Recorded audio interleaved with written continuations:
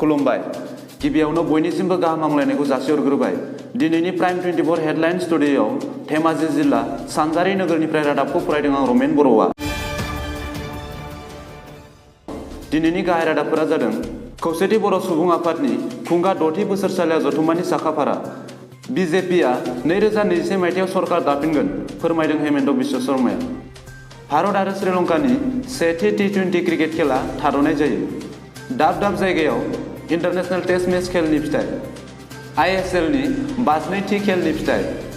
दानिया फैदो आबुं रादाबाव।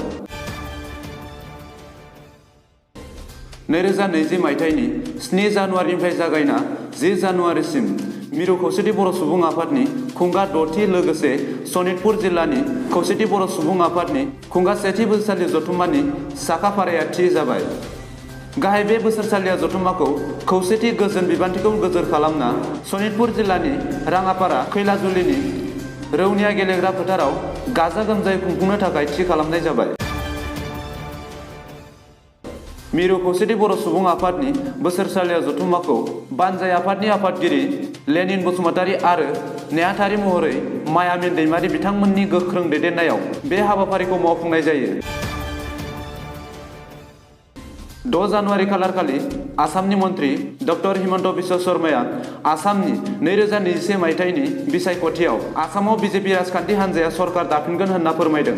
डक्टर हिमन्त बिश्व शर्मा बिथाङा फोरमायदों दि आसामाव बावैसो 7 सुबुंनि जिउ बाउसोमनायखौ लाना गोदान राजखान्थि हान्जा दानायखौ लाना बिथाङा ओरैनो आसामाव दावराव दावसि सोमजिहोनायजों लोगोसे गुबुन राजखान्थि हान्जाखौ मदद होदों होनना फोरमायदों। बिथाङा फोरमायदों दि आसामाव कानि जाथायखौ लाना जेंना सोमजिहोनाय लोगोसे गोदान राजखान्थि हान्जा दानायनि मिजिं खालामना दावराव दावसि खालामदों होनना फोरमायदों।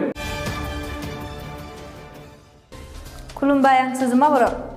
5 जानुवारि खालारखालि आसामनि गुवाहाटीआव भारतनि हेंथायै श्रीलंकाया गिबि T20 क्रिकेट गेलेनाया गोबां अखा हानायनि थाखाय लोगोसे माखासे जाहोननि थाखाय गेलेनाया जाफुंनाय जादिया। गाहायै सुलुं मोननाय बादिब्ला गोबां अखा हाखांनायनि उनाव गेलेग्रा फोथारनि दैखौ रानहोनो थाखाय बाहायनाय आगजुआ माखासे जेंनानि थाखाय दैखौ रानहोनो हानाय जायाखै। मख'नो गोनांदि भारतनि दैदेनगिरि विराट क'हलीआ गावनो गेलेग्रा फोथाराव ओंखारबोना गेलेग्रा फोथारनि दैखौ फोराननो थाखाय गोबां नाजानायखौ नुनो मोन्दों। खुगा खुगा गोसारनाय बादिब्ला आसामनि क्रिकेट बर्डआ आसामखौ बुहुमाव क्रिकेट गेलेनायखौ जाफुंसार होनो हायैनि थाखाय आसामखौ बयजोंबो खुगा सु होदों होनना फोरमायदों।